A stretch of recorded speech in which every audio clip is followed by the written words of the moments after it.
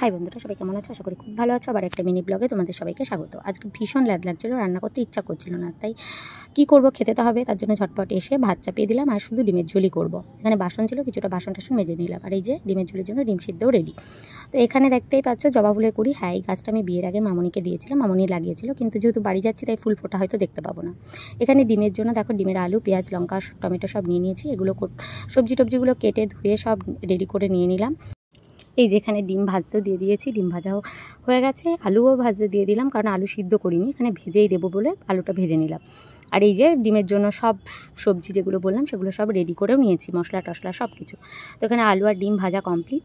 আর এদিকে দেখো মশলা কষানোর জন্য এই যে মশলাও রেডি, প্রায় আমার রান্না কমপ্লিট। তাই সব বাসন টাসন মেজে মুছে গ্যাস ট্যাস মুছে নিয়ে এই যে আজকের মেনুতে ছিল ভাত, ডিমের ঝোল, কালকের এই ডাটার তরকারি আর এই যে স্যালাড দেখতেই পাচ্ছ।